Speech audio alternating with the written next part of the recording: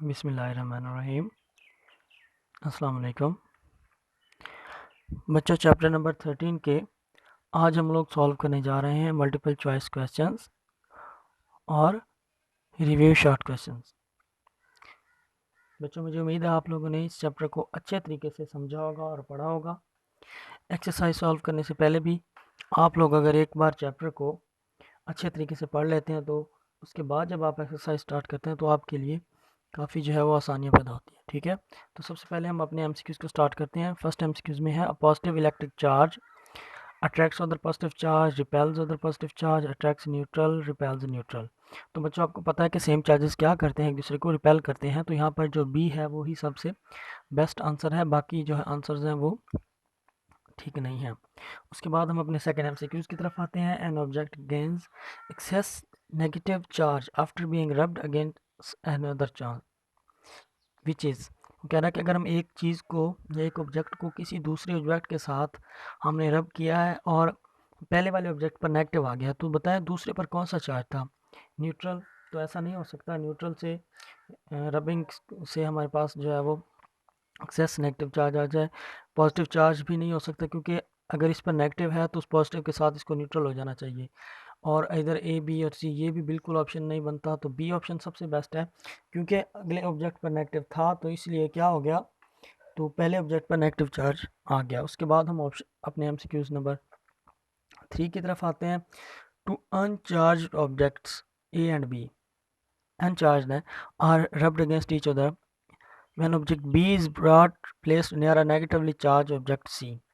अब इनमें से जो बी है हम उसको एक सी के पास ले गए और सी कौन सा था? Negatively. The two objects repel each other. इसका मतलब है कि जो बी है वो भी नेगेटिव है क्योंकि सेम हुए तो रिपेल किया, तो ए पर क्या रह जाएगा? बाकी पॉजिटिव चार्ज। ठीक है बच्चों, उसके बाद हम एमसीक्यूज नंबर 4 की तरफ आते हैं। When you rub a plastic rod against your hair several times and put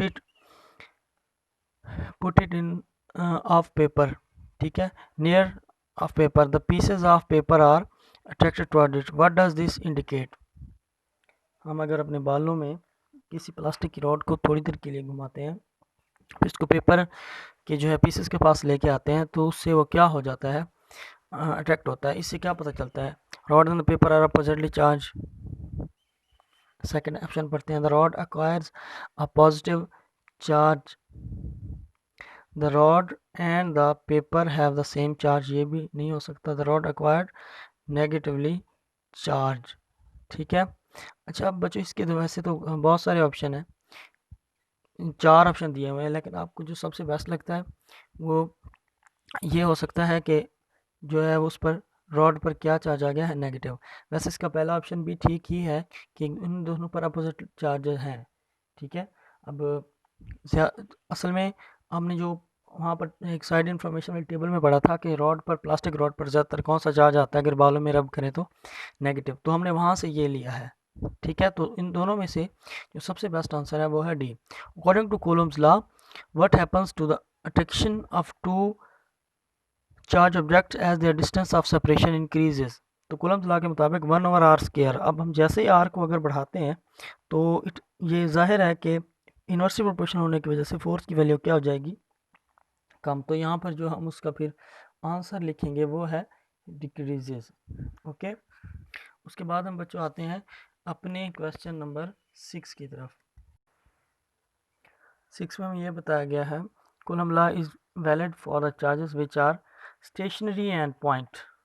ठीक है, सी ऑप्शन इसका है, स्टेशनरी एंड पॉइंट, यानी कि स्टैटिक रुके हुए और पॉइंट मतलब स्मॉलर वैल्यू। ठीक है, ओके। उसके बाद 7 positive and negative charge are initially 4 centimeter apart. ठीक है, शुरू में क्या 4 सेंटीमीटर अपार्ट है, when the closer come they come closer to so that they are now 1 centimeter apart the force between. अब अगर वो कम होकर कितने हो गए हैं? 1 सेंटीमीटर पर आ गए हैं, यानी कि पहले 1/4² था। अगर डिस्टेंस की बात करें सिर्फ, ऊपर तो उनकी जो भी मैग्नीट्यूड्स हैं, पहले 1/4² था, तो अब 1/1² है। तो 4² कितना होता है बच्चों? 16। ठीक है, तो वो कहता है कि इनके दरमियान जो फोर्स है वो हो जाएगी 16 टाइम लार्जर दैन दी 4। अगर आप इसको उस फार्मूले में पुट करके देखें तो आपको पता चल जाएगा कि किस तरह जो है वो फोर्स की वैल्यू स्केयर होने की वजह से 4 का 1/r², Q1 Q2 और r² होता है ना बच्चों, तो उस स्क्वायर की वजह से ये वैल्यू जो है वो चेंज होकर हमें 16 टाइम ग्रेटर मिलेगी। Okay, 5 joules of work is needed to shift 10 coulomb of charge from one place to another in potential difference between the places is। ठीक है, तो 5 जॉल जो है वर्क करना पड़ता है हमें, और चार्ज कितना है 10 कूलम, और पोटेंशियल कितना होगा। तो बच्चों हमने पढ़ा है W is equal to Q V, ऐसे है ना। यहाँ पर W कितना है 5, Q कितना है 10 और V हमने मालूम करना है। अगर W ओवर Q कर दें तो V की इक्वल रह जाएगा, और W ओवर Q का मतलब है 5/10 यहाँ पर, तो ये 0.5 वोल्ट हो जाएगा। ओके, उसके बाद हम आते हैं MCQ नंबर 9 की तरफ। 2 small charged spheres are separated by 2 millimeter, which of the following produces the greatest attractive force. बच्चों डिस्टेंस का तो यहाँ पर कोई मेंशन नहीं है, सिर्फ मैग्नीट्यूड्स है ना। तो हमने क्या करना है, यहाँ से देखना है कि कब अट्रैक्टिव फोर्स ज़्यादा होगी। बच्चों ए और सी में तो अट्रैक्टिव हो ही नहीं सकती, ये रिपल्सिव होगी, ये तो ऑप्शन नहीं रहे। ठीक है, उसके बाद हमने देखना है कि अब हमें ये पता होना चाहिए कि किस केस में फोर्स अट्रैक्टिव होती है, तो तब भी हमारा ऑप्शन जो है वो ठीक हो सकता है। तो बाकी सारे जब सेम है तो उस वक्त तो अट्रैक्टिव हो ही नहीं सकती, सिर्फ इस केस में अट्रैक्टिव है। ठीक है, तो हमारे लिए जो सबसे बेस्ट आंसर है वो है डी, इलेक्ट्रिक फील्ड लाइंस। बच्चों ये नेवर क्रॉस ईच अदर, बाकी जो ऑप्शन है ना क्रॉस ईच अदर, इन कहीं भी वो क्रॉस नहीं करती, बस आपने नेवर क्रॉस ईच अदर इसका जो आंसर है वो लगा देना है। 11th एमसीक्यू की तरफ आते हैं। कैपेसिटेंस इज डिफाइंड एज, बच्चों हमने पढ़ा था Q is equal to C V, तो C is equal to Q over V हो जाएगा। ओके, उसके बाद हम आते हैं बच्चों शॉर्ट क्वेश्चंस की तरफ। ठीक है, सबसे पहला शॉर्ट क्वेश्चन है, how can you show by a simple experiment that there are 2 types of electric charges.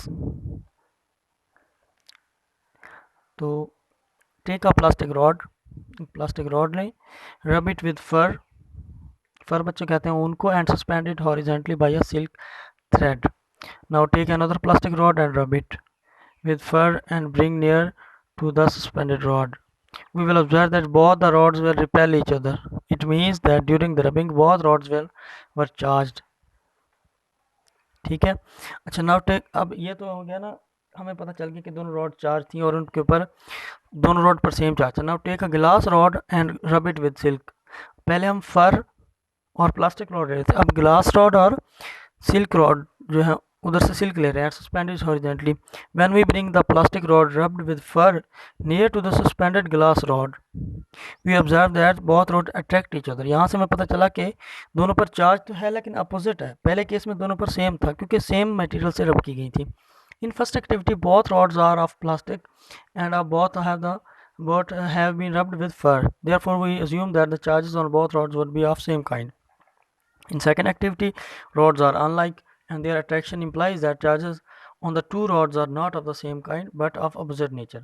तो यहाँ से हमें पता चला कि चार्जेस कभी भी एक तरह के जो है वो नहीं होते, हमेशा दो तरह के होते हैं, पॉजिटिव और negative. Describe method of charging bodies by electrostatic induction. बच्चों हमने चार्जिंग बाय इंडक्शन वाला जो टॉपिक पढ़ा है, ये वहाँ से हमें आंसर मिला इसका। तो bring a metal sphere and fix it on insulated stand, किसी स्टैंड पर एक स्फेयर लगा दें सच दैट, इंसुलेटर स्टैंड होना चाहिए ताकि वो चार्ज को वेस्ट ना करे, such that now bring a positively charge rod near sphere, कोई एक जो है चार्ज की रॉड पॉजिटिवली चार्ज होनी चाहिए, उसको स्फेयर के करीब लाएं। Rod will attract negative charge towards it and repel positive charge away from it. मतलब जिस तरह हमने दो स्फेयर्स वाला केस देखा था बिल्कुल वैसे ही है ये, एक साइड पर क्या हो जाएगा नेगेटिव चार्ज और एक साइड पर positive. Negative charges will appear on the left surface of the sphere which is close to rod, while positive charges appear on the right of the surface. Now separate the spheres and the rod. अब rod और sphere को हटा लें। Now if you test two spheres, ठीक है, now you will find that the two sides of the sphere will be oppositely charged. अगर हम उनकी दोनों sphere की दोनों sides को, two sides of sphere को हम क्या करें, ऑब्जर्व करें, तो एक पर पॉजिटिव होगा एक पर negative. After removing the rod, अब अगर हम रॉड को हटा भी लेते हैं, the charges are uniformly distributed over the surface of the sphere. In this process an equal and opposite charges appear on the each metal sphere, this is called charging by induction. बच्चों, how does electrostatic induction different from charging by induction? एक तो है charging by induction और एक है electrostatic induction. इसमें क्या फ़र्क है बच्चों, ये हम अभी पढ़ते हैं। चार्जिंग बाय फ्रिक्शन और इलेक्ट्रोस्टैटिक इंडक्शन, अभी तो हमने इंडक्शन पढ़ा है ना पिछले क्वेश्चन में, और एक है electrostatic induction charging by friction. एक जो हम चीज़ों को आपस में रब करें तो उससे चार्ज पैदा होते हैं, और एक जो इंड्यूसिंग चार्ज, इनमें क्या फ़र्क है। तो पहले हम पढ़ लेते हैं चार्जिंग बाय फ्रिक्शन से। तो इसके कुछ पॉइंट्स बने हुए हैं, आपने इस पॉइंट्स में ही याद रखें। During the process of charging by friction we rub a neutral body with another neutral body. हमें रबिंग करना पड़ती है और दोनों बॉडीज न्यूट्रल होती है। Bodies acquire the charges during the rubbing process. Rubbing process में ही चार्ज पैदा होते हैं। When a neutral body is rubbed with another neutral body, transfer of charges takes place. The body gains electron becomes negatively charged and the body that loses electron becomes positively charged. When we run plastic comb over here, the electrons from her hair shift to the comb. The comb becomes negatively charged body and the hair becomes positively charged. बच्चों, एक जो यहाँ पर छोटी सी mistake की गई है वो ये है कि हमारे पास जो हेयर की स्पेलिंग है उसे ठीक करने की ज़रूरत है। ठीक है, ओके, इसको हम ठीक कर लेते हैं। ओके बच्चों, उसके बाद friction also produces charges. When we walk across a carpet, the friction between the carpet and our shoes produces charge on the body. Charging by induction हमने पढ़ा, अब हम पढ़ते हैं इलेक्ट्रोस्टैटिक इंडक्शन क्या होती है। In the process of electrostatic induction we charge the conductor without making any contact with the charge body. Contact नहीं होता। अच्छा, उसमें बच्चों चार्ज ट्रांसफर टेक्स प्लेस करता है, इसमें चार्ज ट्रांसफर टेक प्लेस नहीं करता। इन electrostatic induction a charge body is brought near a neutral body, opposite charges appear on the one hand and the same charges appear on the other end of the neutral body. The process in which an equal and opposite charges appear on each sphere is called charging by induction. ठीक है, sphere की जगह पे आप body लिख सकते हैं। What is gold leaf electroscope, discuss working principle with a label diagram. तो बच्चों, ये गोल्ड लीफ इलेक्ट्रोस्कोप वाला लॉन्ग क्वेश्चन है, ये आपको बुक से ही याद कर लेना है, क्योंकि ये एक लॉन्ग क्वेश्चन है, इसको यहाँ पर लिखने की ज़रूरत आई थिंक नहीं है। उसके बाद है 13.5, suppose you have a glass rod which becomes positively charged when you रब it with wool. Describe how would you charge the electroscope with this negatively and positively. तो उस रॉड के ज़रिए हम नेगेटिवली और पॉजिटिवली कैसे चार्ज कर सकते हैं इलेक्ट्रोस्कोप को। तो चार्जिंग इलेक्ट्रोस्कोप नेगेटिवली, पहले हम नेगेटिव चार्ज करने का तरीका देख लेते हैं, बाद में पॉजिटिव के लिए देख लेंगे। For charging electroscope negatively we bring the positively charge disc rod near the disc of the electroscope. Negative charge on the electroscope will be attracted toward the positive rod. ठीक है, and positive charges will move to leaves.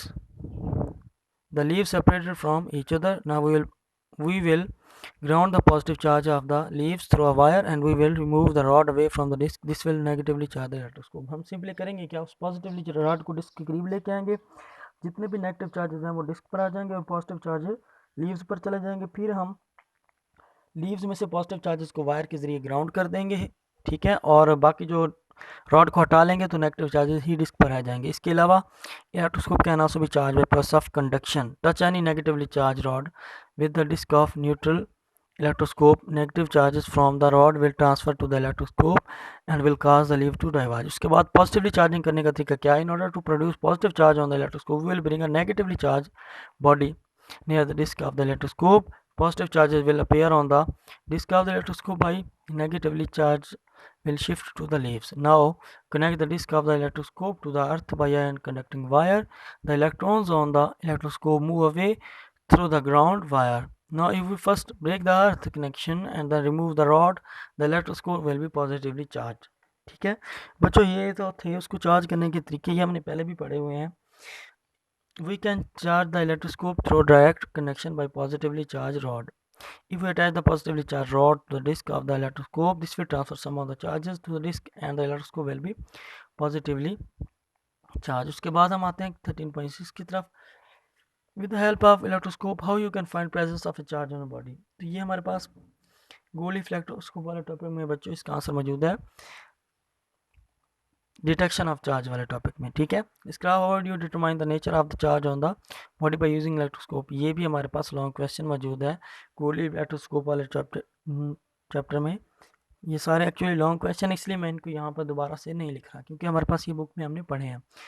इसके अलावा Coulomb's law वाला long question, explain Coulomb's law of electricity and right it's mathematical form, ये बच्चों long question है, ये आपने कर लेना है। What is meant by electric field and electric intensity.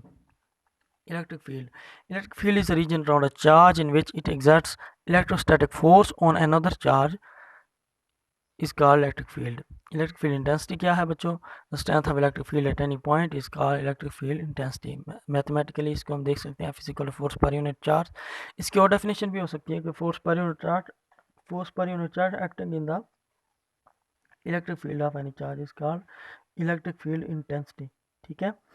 अच्छा, उसके बाद बच्चों हम इसके यूनिट भी देख लेते हैं। ऐसा यूनिट है न्यूटन पर कूलम, क्योंकि ऊपर फोर्स है उसके लिए न्यूटन और नीचे जो चार्ज उसके लिए कूलम। उसके बाद हम आते हैं 13.10 की तरफ कि is electric intensity a vector quantity, what will be its direction. Electric intensity being a force is a vector quantity, force vector है तो इलेक्ट्रिक इंटेंसिटी भी एक वेक्टर होती है ना, फोर्स पर यूनिट चार्ज, तो ये भी क्या होगी, vector quantity. Its direction is the same as that of force acting on the positive test charge. ठीक है, अगर किसी चार्ज को हम फील्ड में रखें तो जिस तरफ वो मूव करेगा उसका मतलब ये है कि टेस्ट की डायरेक्शन भी इसी तरफ है। If the test charge is free to move it will always move in the direction of electric intensity. ठीक है, अगर वो फ्री है तो अगर हम उस पर कोई फोर्स लगा रहे हैं तो फिर हम ये चीज़ डिफाइन नहीं कर सकेंगे। How would you define potential difference between two points, define its units. The energy supplied by a unit charge as it moves from one point to another in the direction of field is called potential difference between two points. ऐसी energy जो हमें charge को देनी पड़े जब वो एक जगह से दूसरी जगह जाए फील्ड के अंदर, उसे हम क्या कहेंगे, पोटेंशियल डिफरेंस। वोल्ट इसका यूनिट है जिसको हम डिफाइन करने जा रहे हैं 1 वोल्ट को। If 1 joule of work is done against the electric field in bringing 1 coulomb positive charge from infinity ऐसी पॉइंट है जहाँ पर फील्ड क्या हो, 0 to a point in the electric field, then the potential at that point will be 1 volt. ठीक है, okay बच्चों, उसके बाद हम आते हैं 12, show that potential difference can be describe as energy transfer per unit charge between the two points. ये भी असल में इलेक्ट्रोस्टैटिक पोटेंशियल वाला टॉपिक है, लॉन्ग क्वेश्चन है, इसलिए मैं इसको यहाँ पर नहीं लिख रहा। आपने बुक में से जाकर ये टॉपिक जो है वो थ्रू आउट स्टडी कर लेना है लॉन्ग क्वेश्चन के लिए। What do you mean by the capacitance of capacitor, define unit of capacitance. The ability of the capacitor to store charge is called capacitance, its SI unit is farad. Mathematically इसको लिखते हैं C is equal to Q और V. 1 farad को हम define कर लेते हैं। If 1 coulomb of charge given to plates of a capacitor produces a potential difference of 1 volt between the plates of the capacitor, then its capacitance will be 1 farad. बच्चों आपने बाकी units को भी साथ में मेंशन कर देना है, जैसे माइक्रोफैरेड, ठीक है, मिली फैरेड हो गया, किलो फैरेड वगैरह।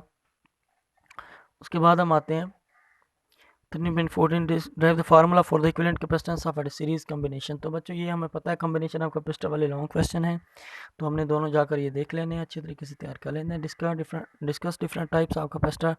वैसे तो बच्चों ये चीज़ें हम टाइप्स ऑफ कैपेसिटर में पढ़ चुके हैं, लेकिन मैं आपको यहाँ पर दोबारा लिख के दे रहा हूँ ताकि आप इसको प्रॉपरली नोट कर सकें। तो सबसे पहले पैरेलल प्लेट कैपेसिटर, उसकी डेफिनेशन वगैरह लिखी है, उसके बारे में जो भी उसकी स्ट्रक्चर वगैरह लिखा हुआ है। इलेक्ट्रोलाइटिक कैपेसिटर, ये भी हम लोग पढ़ चुके हैं, जिसमें हम इलेक्ट्रोलाइट को यूज़ करते हैं और इसमें ज़्यादा चार्ज और कम वोल्टेज के लिए होता है। पेपर कैपेसिटर, जिसमें हम पेपर शीट यूज़ करते हैं, दो थिन मेटल प्लेट्स के दरमियान। माइका कैपेसिटर, जिसमें माइका सेरामिक्स जो है वो डाइलेक्ट्रिक के तौर पर यूज़ होता है। और वेरिएबल कैपेसिटर का भी हमें पता है। तो बच्चों, what is difference between variable and fixed type of capacitor. Variable capacitor in variable type of capacitors some arrangement is made to change the area of the plates facing each other. It is generally a combination of many capacitors with ARS dielectric. तो fixed capacitor, such type capacitors have fixed value of capacitance. Paper capacitor is an example. ठीक है, इसके अलावा micro capacitor भी example है। इनले some use of capacitors, use of capacitor हमने पढ़ चुके हैं, ट्यूनिंग वगैरह में यूज़ होते हैं, सिग्नल ट्रांसमीटर्स में, fans, motor, etc, electronic circuits, ये हमने पढ़ा हुआ है, आपने इसको रीड कर लेना है।